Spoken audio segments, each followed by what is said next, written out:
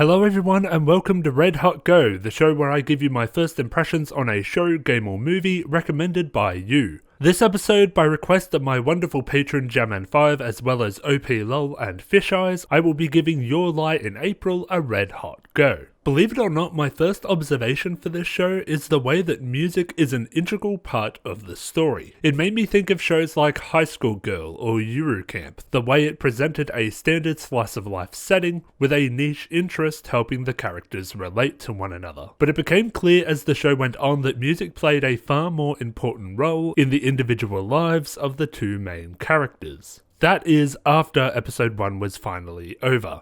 Yeah, this is another one that I would have dropped sooner had the format for Red Hot Go not demanded that I continue. I'm glad I did stick around because there's plenty about this show that excites me, but the first episode showcases very little of it. Between clumsy exposition and overindulgence in melodrama, I swiftly found myself bored. This was remedied by what has got to be one of my favourite character introductions ever. Kaori is introduced playing music with kids in the park, and her enthusiasm playing and the excitement she gives to the kids she's playing with make her very endearing, even if that goodwill is burnt up almost immediately after. Although fair is fair, at least we as an audience weren't witness to the pervy incident this time. However, what I cannot excuse is the show's means of presenting the central conflict for the main character.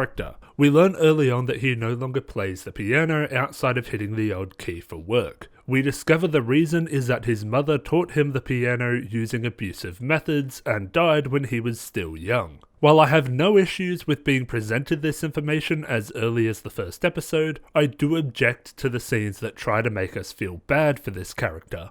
We don't know him yet. We're not going to be invested in his struggle at this point, so the attempt to do so falls flat. While music is clearly a core theme of the show, the crux of the story is how Kaori and Kosei relate to music. While Kosei's backstory for distancing himself from music was poorly delivered, the backstory itself is interesting. He was clearly taught music as a discipline as opposed to a fun hobby, so it was interesting to see him interact with Kaori, someone who clearly finds a lot of joy in music, even if her talent isn't acknowledged by conventional standards. I'm in two minds about a particular aspect of the first 3 episodes. Kosei has stopped playing music because once he gets into it, he can no longer hear himself play.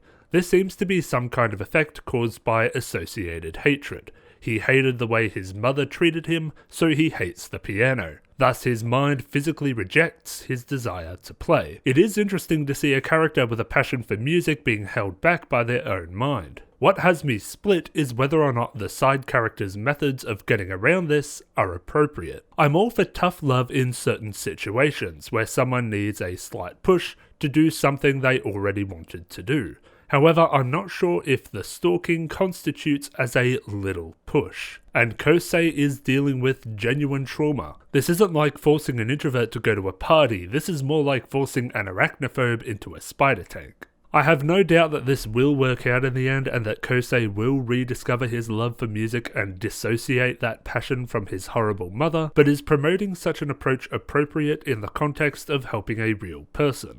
I just don't know. Anyway, despite doing plenty right, the show itself is still mired in melodrama and can still become dull from time to time, so from ice cold to red hot, I give this show a rating of lukewarm. I'll keep watching to see where they go with the dynamic between Kosei and Kaori, but I can't guarantee that I'll be finishing this one. And that is it for this episode of Red Hot Go. I'd like to thank my patrons, Orion Train, Quincy Chamberlain, Jamman5, Lars Espen, Shark, Data52, NerxU, Pixcalibur, and Alberto Cruz. If you too would like to support the channel further, why not become a patron yourself? Thank you all very much for watching, and I will see you next time.